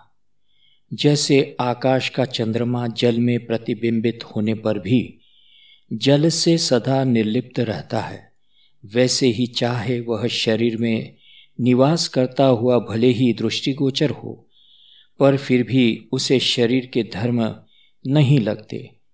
तीनों गुण अपनी अपनी सामर्थ्य से शरीर के स्वांग प्रस्तुत करके उसे नचाते रहते हैं, परंतु ज्ञानवान व्यक्ति उनकी तरफ दृष्टि डालने के लिए कभी भूल कर भी अपना अहम ब्रह्मास्मि वाला भाव पल भर के लिए भी अपने से पृथक नहीं करते। उसके अंतःकरण में आत्मस्वरूप का निश्चय इतना प्रबल होता है कि उन्हें कभी इस चीज का भान भी नहीं होता कि हम इस शरीर में रहकर कुछ करते भी है अथवा नहीं। जब सर्प एक बार अपनी केचुली का परित्याग कर अपने बील में प्रवेश कर जाता है, तब फिर उस केचुली का वह भला कब ध्यान करता है। ठीक वही बात यहाँ भी लागू होती है। अथवा जब कोई सुगंधित कमल प्रस्फुटित होता है, तब उसकी पूरी सुगंधी आकाश में मिलकर लीन हो जाती है और वह फिर कभी उस कमल कोश में वापस नहीं आती। इसी प्रकार जिस समय ब्रह्म का स्वरूप प्राप्त हो जाता है, उस समय इस बात का भान ही नहीं रह जाता कि यह देह क्या है और इसके धर्म क्या है। इसलिए देह के जन्म जरा इत्यादि जो षड्गुण हैं, वे देह में ही विद्यमान रहते हैं और ज्ञानी जीव के साथ उनका संबंध नहीं होता। जिस समय घट टूटकर छोटे छोटे टुकड़े में बट जाता है, उस समय यही जान लेना चाहिए कि घटाकाश अपने आप तत्क्षण महद आकाश में मिलकर उसी का रूप धारण कर लेता है। इस प्रकार जब देह अभिमान नष्ट हो जाए और अपने आत्मस्वरूप का स्मरण हो जाए, तब भला उस आत्मस्वरूप के सिवा और क्या अवशिष्ट रह सकता है। इस अत्यंत श्रेष्ठ आत्मबोध से युक्त होकर जो वह देह में विद्यमान रहता है, इसी से मैं उसे गुणातीत कहता हूँ। श्री कृष्ण के इन वचनों को सुनकर अर्जुन को ठीक उसी प्रकार आनंद हुआ जिस प्रकार मेघों का गर्जन सुनकर मयूर को होता है। इस प्रकार का परम संतोष प्राप्त करके आनंद विभोर अर्जुन ने भगवान से पूछा कि हे प्रभु, इस प्रकार का आत्मबोध प्राप्त व्यक्ति में कौन से लक्षण दृष्टिगोचर होते हैं? वह अपनी वृत्ति को किस प्रकार निर्गुण रखता है? गुणों के बंधनों से उसे छुटकारा किस प्रकार मिलता है? हे कृपा निधान, आप ये सब बातें मुझे बतला दें। अर्जुन की इन शंकाओं का निवारण करते हुए षड गुणों के स्वामी भगवान श्री कृष्ण कहने लगे, हे पार्थ, तुम्हारी इन सब शंकाओं पर मुझे बहुत ही आश्चर्य हो रहा है। तुम गुणातीत के आचार के बारे में पूछते हो, परंतु जिसमें आचार हो तो क्या उसे गुणातीत कहना ही अनुचित नहीं है? जिसे गुणातीत कह सकते हो, वह गुणों के क्षेत्र में कभी जाता ही नहीं, अथवा यदि वह कभी उसके क्षेत्र में व्यवहार करता हुआ दिखाई पड़े तो भी वह कभी गुणों के अधीन नहीं होता, परंतु गुणों की हलचल के बीच में रहते हुए वह किसी प्रकार गुणों के अधीन नहीं होता। यदि इस बात की शंका तुम्हारे मन में हो तो तुम प्रसन्नतापूर्वक पूछ सकते हो। अब तुम इसी शंका का समाधान ध्यानपूर्वक सुनो। रजोगुण की रंगत चढ़ने पर देह में कर्म के अंकुर उत्पन्न होते हैं और जीव प्रवृत्तियों से घिर जाता है।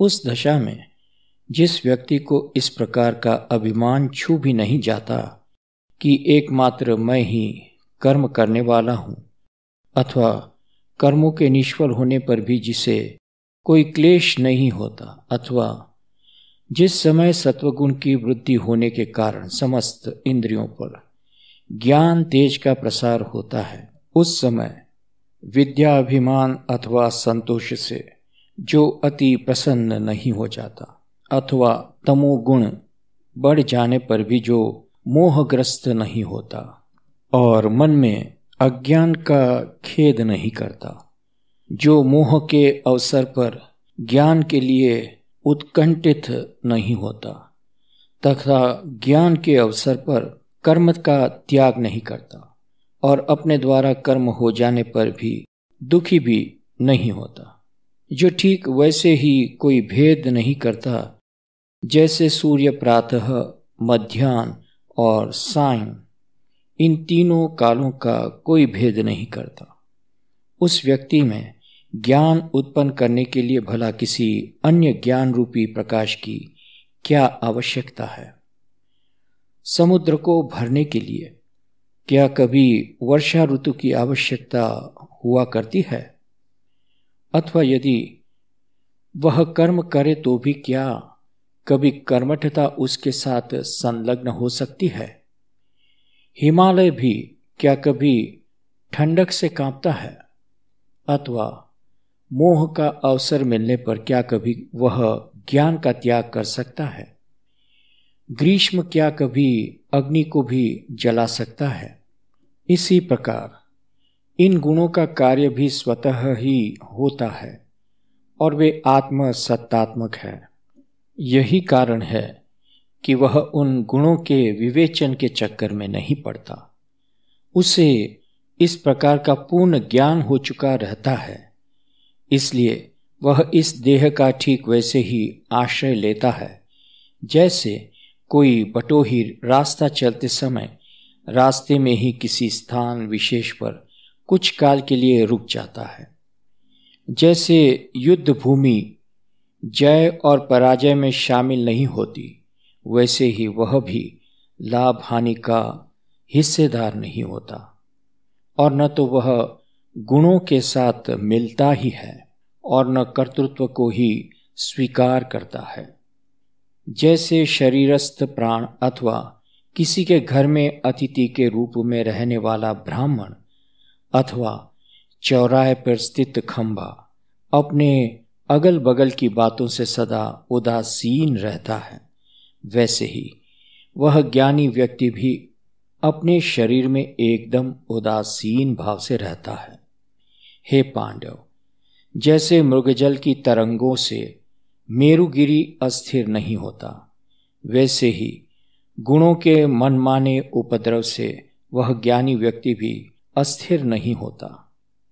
बहुत कहाँ तक कहे, पवन के वेग से आकाश कभी उड़ाया नहीं जा सकता तथा अंधकार से सूर्य को कभी ढका नहीं जा सकता। जागते हुए व्यक्ति को स्वप्न कभी धोखा नहीं दे सकता। ठीक इसी प्रकार ज्ञानी व्यक्ति को गुण भी कभी बांध नहीं सकते। वह कभी गुणों के अधीन नहीं होता, परंतु जब तटस्थ होकर दूर से ही उनकी तरफ देखता है तब उसके गुणों का अवलोकन ठीक वैसे ही होता है जैसे नाट्यशाला के दर्शक तटस्थ होकर पुत्तलिकाओं का नृत्य देखते हैं। शुद्ध कर्मों में सत्वगुण, विषय संबंधी कर्मों में रजोगुण तथा मोह आदि में तमोगुण ही विहार करता है। पर यह रहस्य अच्छी तरह से जान लो कि गुणों का यह विहार एकमात्र आत्म तत्व की सत्ता से ही होता है। उदाहरण रूप सूर्य लोगों के समस्त क्रियाकलापों का संचालन तो करता ही है, परंतु उन सबको वह तटस्थ रहकर देखता भी है। अथवा जब चंद्रोदय होता है तब समुद्र में बाढ़ आती है, सोमकांत द्रवित होने लगती है और कमल खिलते हैं, परंतु चंद्रमा उन सब से निर्लिप्त रहता है। वायु चाहे बहे अथवा शांत रहे, किंतु आकाश निश्चलता ज्यों की त्यों बनी रहती है। ठीक इसी प्रकार गुणों के संसर्ग के कारण ज्ञानी व्यक्ति कभी विचलित नहीं होता। हे अर्जुन, गुणातीत की पहचान इन्हीं सब लक्षणों से करनी चाहिए। अब मैं तुमको उसके आचरण के संबंध में बतलाता हूं, सुनो। हे किरीटी, जैसे वस्त्र के अंदर और बाहर सूत के अलावा और कुछ भी नहीं होता, ठीक वैसे ही ज्ञानी व्यक्ति भी यह देखता है कि यह चराचर जगत आत्म तत्व के सिवा और कुछ भी नहीं है। जैसे परमात्मा अपने शत्रुओं को भी तथा भक्तों को भी एक ही प्रकार की परम गति देता है, वैसे ही ज्ञानी भी सुख दुख दोनों को एक समान समझता है। वास्तविक दृष्टि से देखा जाए तो यदि जीव इस देह में ठीक वैसे ही रहे जैसे मछली जल में रहती है, तो उसे सुख दुख का सहज ही अनुभव होना चाहिए। पर ज्ञानी व्यक्ति सुख दुख का परित्याग कर चुका होता है और सदा आत्मस्वरूप में निमग्न रहता है। जब खेत में फसल तैयार हो जाती है, तब जैसे बाली में दाने भरकर बाहर निकलने लगते हैं, अथवा जिस समय गंगा नदी अपनी प्रवाह का परित्याग करके समुद्र में समा जाती है, उस समय जैसे उसकी सारी चंचलता शांत हो जाती है, वैसे ही हे धनंजय, व्यक्ति जिस समय आत्मस्वरूप में विचरण करने लगता है, उस समय उसे देह के सुख दुख का भान ही नहीं होता और वे सब उसके लिए एक समान हो जाते हैं। आत्मस्वरूप में निमग्न व्यक्ति के लिए देह के सुख दुख, हानि लाभ इत्यादि द्वंद्व ठीक उसी प्रकार एक समान हो जाते हैं, जिस प्रकार किसी खंबे के लिए रात दिन दोनों एक समान होते हैं। गहरी नींद में सोए हुए व्यक्ति के लिए सर्प का स्पर्श भी ठीक वैसे ही होता है जैसा उर्वशी सरीखी किसी अप्सरा के अंग का स्पर्श। ठीक इसी प्रकार आत्मस्वरूप में निमग्न रहने वाले व्यक्ति के लिए दुख सुख आदि द्वंद्व भी समान ही होते हैं। इसलिए ऐसे व्यक्ति की दृष्टि में स्वर्ण और गोमय, गोबर अथवा रत्न और पाषाण में कोई भेद नहीं रह जाता। चाहे स्वर्ग सुख स्वयं उसके घर आ पहुंचे और चाहे उस पर व्याघ्र आकर आक्रमण करे, पर उसकी ब्रह्मैक्य वाली स्थिति में जरा सा भी अंतर नहीं पड़ता। जैसे मरा हुआ जीव कभी जीवित नहीं होता अथवा भुना हुआ बीज कभी अंकुरित नहीं होता, ठीक वैसे ही उसकी वृत्ति की समता भी कभी भंग नहीं होती। चाहे कोई उसे ब्रह्मा कहकर उसकी स्तुति करे और चाहे उसे नीच शब्द से संबोधित कर उसकी निंदा करे, पर वह राख के ढेर की भांति न तो कभी जलता ही है और न कभी बुझता ही है। जैसे सूर्य के घर में न तो कभी अंधेरा ही रहता है और न कभी दीपक ही जलता है, ठीक वैसे ही ज्ञानी व्यक्ति के लिए न तो निंदा का ही कुछ मतलब निकलता है और न स्तुति का ही। चाहे कोई उसकी पूजा ईश्वर बुद्धि से करे और चाहे चोर कहकर उसकी निंदा करे, चाहे उसे वृषभों और गजों के समूह में रखे और चाहे राजा बना दे, चाहे उसके सन्निकट मित्र मंडली इकट्ठी हो और चाहे शत्रुओं का समूह आकर उसे घेर ले, तो भी उसका चित्त उसी तरह कभी विषमता से मलिन नहीं होता।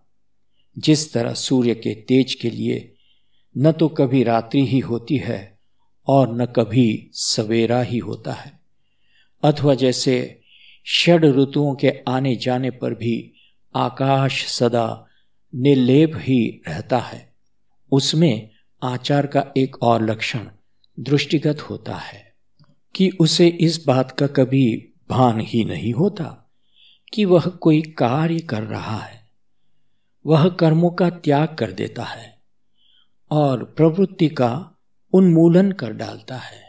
उसके सारे कर्मफल जलकर भस्म हो जाते हैं, क्योंकि अपने ज्ञान के कारण वह स्वयं अग्नितुल्य हो जाता है। लौकिक अथवा पारलौकिक इच्छा इसके मन में कभी उत्पन्न ही नहीं होती, इसलिए उसे स्वाभाविक रूप से जो कुछ प्राप्त हो जाता है उसे वह उदासीनता पूर्वक स्वीकार कर लेता है। वह कभी सुख दुख से सुखी और दुखी नहीं होता है। उसका मन पाषाणवत होता है और वह सब प्रकार के संकल्प विकल्प त्याग चुका होता है। परंतु अब यह वर्णन बहुत विस्तार पूर्वक हो चुका, जिसमें इस प्रकार का आचार दिखाई दे, वास्तव में वही गुणातीत है। फिर भगवान ने कहा, हे अर्जुन, अब मैं तुम्हें गुणातीत होने का उपाय बतलाता हूं, ध्यान पूर्वक सुनो। जो व्यक्ति व्यभिचार रहित चित्त से तथा भक्ति योग से मेरी सेवा करता है, वही इन गुणों को भस्म कर सकता है। और इन सब बातों का विवेचन कर देना अत्यावश्यक प्रतीत होता है कि इसमें कहा हुआ मैं कौन है, मेरी भक्ति किस प्रकार की होती है तथा अव्यभिचार भाव अर्थात व्यभिचार रहित चित्त का अर्थ क्या है। तो भी हे पार्थ, मैं तुमको यह बतलाता हूं कि जैसे रत्न प्रभा और रत्न दोनों एक ही होते हैं, वैसे ही इस विश्व में मैं हूं। अथवा जैसे द्रवपन का अर्थ नीर, अवकाश का अर्थ अंबर या मधुरता का अर्थ शक्कर, ज्वाला का अर्थ अग्नि, दल का अर्थ कमल या शाखाओं और फलों इत्यादि का अर्थ वृक्ष, हिम राशि का अर्थ हिमालय या जमे हुए दूध का अर्थ दही होता है, वैसे ही इस विश्व का अर्थ भी मैं ही है, अर्थात मैं ही यह विश्व हूं। जैसे चंद्र स्वरूप का ज्ञान पाने के लिए चंद्रबिंब को छीनने की जरूरत नहीं होती, अथवा जमा हुआ धृत यदि गर्म करके पिघलाया न जाए तो भी वह धृत ही होता है। कंगन यदि गलाया न जाए तो भी वह स्वर्ण ही होता है। वस्त्र की तह यदि खोली न जाए तो भी वह मूलतः धागों का समूह ही होता है। और जैसे घड़ा यदि तोड़ा न जाए तो भी वह मिट्टी का ही होता है, वैसे ही यह सारा विश्व भी मैं ही हूं। इसलिए यह आवश्यक नहीं है कि पहले यह विश्व भावना समाप्त की जाए और तब मेरी प्राप्ति हो, क्योंकि यह सब कुछ एकमात्र मैं ही हूं। इस प्रकार का ज्ञान होना ही मानो मेरी अव्यभिचारिणी भक्ति है। यदि इस ज्ञान में कोई कमी हो तो वही व्यभिचार है। इसलिए सारे भेदभाव का परित्याग कर एकाग्र चित्त से अपने सहित मुझे जानना चाहिए। हे पार्थ, यदि स्वर्ण के ताबीज में स्वर्ण का ही कुंदा बैठा जाए तो उसमें किसी प्रकार की भिन्नता नहीं हो सकती। ठीक इसी प्रकार विश्व को अपने से अलग मानना समीचीन नहीं है। तेज का जो अंश तेज से निकलकर फिर तेज में ही समा जाता है, उसी का नाम किरण है। बस ठीक इन्हीं किरणों की ही भांति आत्मरूप भी है। अहम मुझ में ठीक उसी प्रकार है जिस प्रकार सूक्ष्म कण पृथ्वी में अथवा हिमकण हिमालय में होते हैं। तरंग चाहे कितनी ही छोटी क्यों न हो, पर वह सागर से कभी भिन्न नहीं होती। ठीक इसी प्रकार मैं भी ईश्वर से भिन्न नहीं है। इस प्रकार की एकता की भावना से दृष्टि की जो आनंदपूर्ण वृत्ति होती है, मेरी दृष्टि में उसी का नाम भक्ति है। समस्त ज्ञान का सार और योग का सर्वस्व यही प्रफुल्लित दृष्टि है। जैसे समुद्र और मेघों के मध्य में अखंड धाराओं की वृष्टि होने के कारण वे दोनों एक दिखाई देते हैं, वैसे ही यह उल्लासपूर्ण वृत्ति भी होती है। कुएं के ऊर्ध्व भाग और आकाश में कोई जोड़ नहीं लगा रहता, पर फिर भी वे दोनों एक रहते हैं।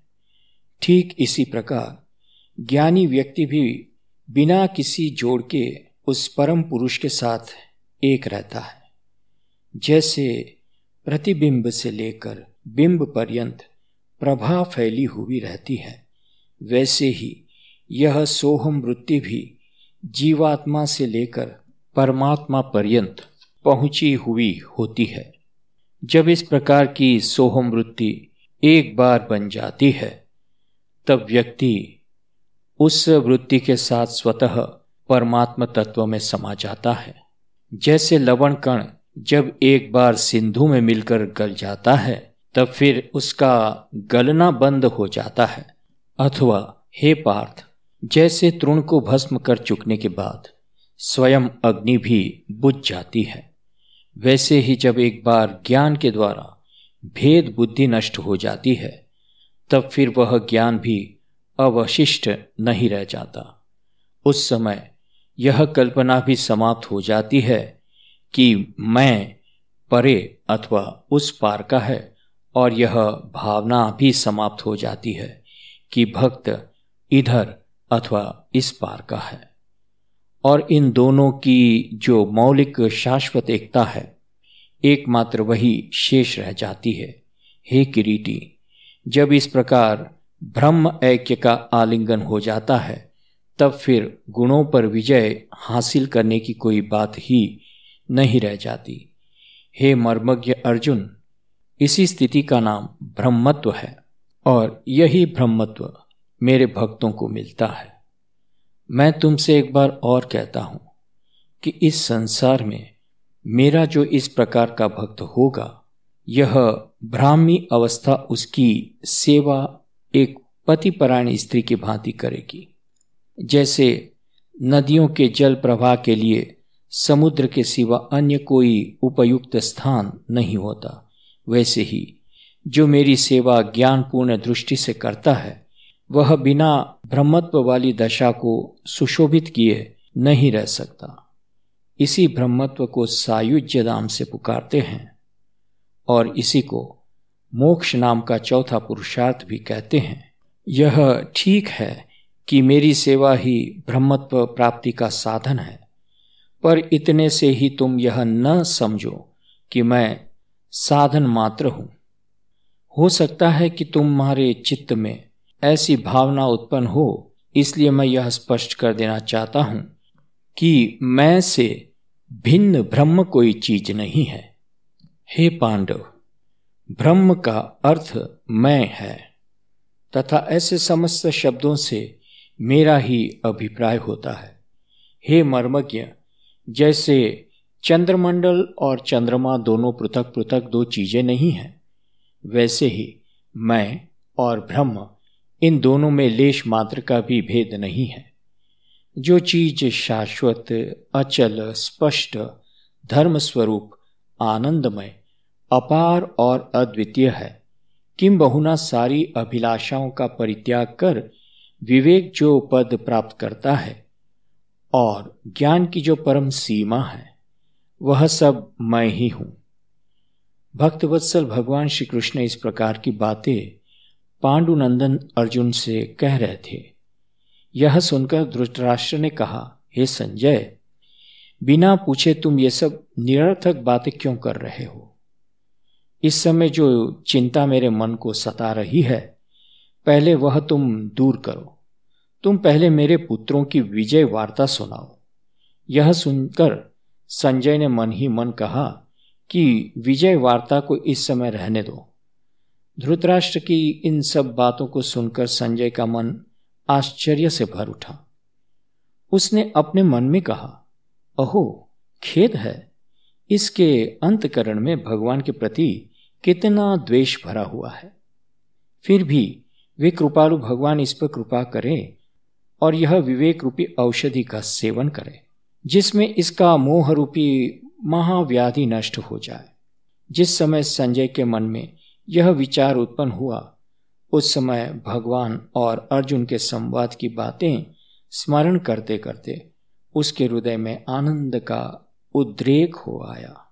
इसलिए अब भी वह बराबर बढ़ते हुए उत्साह से भगवान का संवाद ही कहेगा।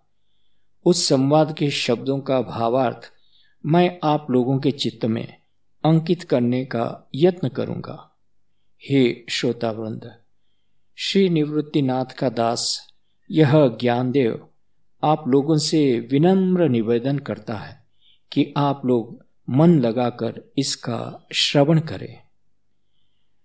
ओम तत्सदिति श्रीमद्भगवद्गीतासूपनिषत्सु ब्रह्म विद्यायां योगशास्त्रे श्रीकृष्णार्जुन संवादे गुणत्रय विभाग योगो नाम चतुर्दशोऽध्यायः। हरिः ओम तत्सत्, हरिः ओम तत्सत्, हरिः ओम तत्सत्। ओम शांति शांति शांति।